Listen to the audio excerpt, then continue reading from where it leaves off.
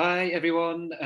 Thank you very much for submitting your abstract to the EdD conference for this year. We've got a really nice selection of papers, and I think we're going to have a great afternoon and even a great evening, because I'm hoping that you'll join us for the pub quiz that finishes off the day.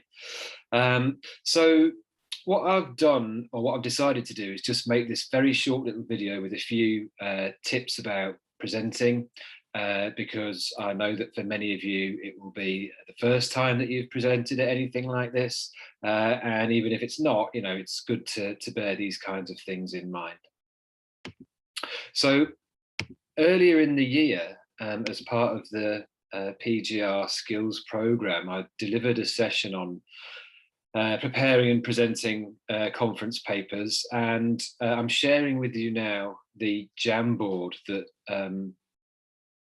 we used in that session. So I'm going to use that really to structure and guide the talk.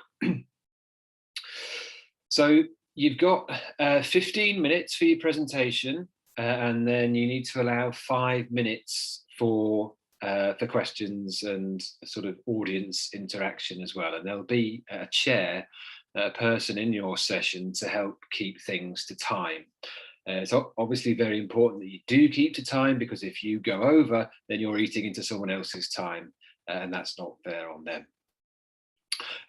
So I'm going to start over here, right, with take it seriously, right, but not too seriously.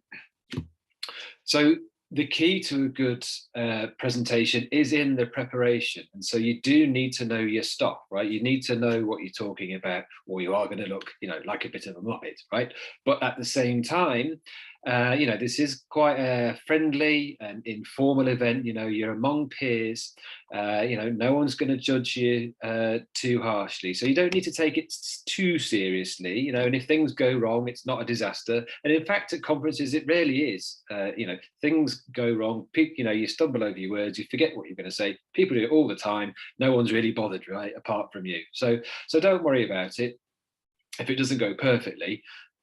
But at the same time, you do need to prepare thoroughly. Now, as part of your preparation, I think it's really important to be very, very selective. It's very difficult to summarize a big, complex project in 15 minutes. And so my advice would be don't attempt to do that. So you might want to focus on one particular aspect of your project and tell people about that. So this might be some aspect of theory that you're drawing on. It might be something to do with methodology or method. It might be to do with an aspect of your findings, right? But don't try and cram everything about your project into one presentation. It's really difficult to do. And we see it time and time again at conferences. Speakers have been given 15 minutes. They've known well in advance that they've got 15 minutes, but they're 12 minutes into their presentation. They're only on their third slide out of 20, and they've got to rush through the end and not get through everything that they wanted to say. So be selective, cover less, but do it well, right? Remember, there's only so much your audience can absorb anyway, right? So cover less, don't overload them with information, but do it well, right? Cover less, but better. So that's what I mean by be very selective. Next thing is to have a structure and to have a narrative, right? So the best presentations do have a narrative, right? They have a beginning, a middle, and an end, and they take the audience through that structure. And the clearer and perhaps simpler your structure is, the better. And I think, as part of that, as having a structure and being selective, I would keep your amount of slides, for instance, and the amount of information on those slides, if you're using PowerPoint or similar, I would keep them right down, right, and have the minimal possible number that you can get away with. Again, rather than having lots that you're trying to rattle through too quickly. Now that brings me to avoiding rattling through too quickly. So I'm now down in this bottom right-hand corner with the blue post-its, rehearse and refine. So as we've said, good presentations are all about preparation, and to know what you can say well in the time available. It's a case of rehearsing, refining, going around this loop a number of times until you've got something you are confident you can cover well in the 15 minutes that you've got, and still leaving those 5 minutes for interaction with the audience. Now, everybody gets nervous when they're going to present. Everybody, right? I get nervous, keynotes get nervous, professors get nervous, everybody gets nervous, right? And obviously that means that we tend to rush.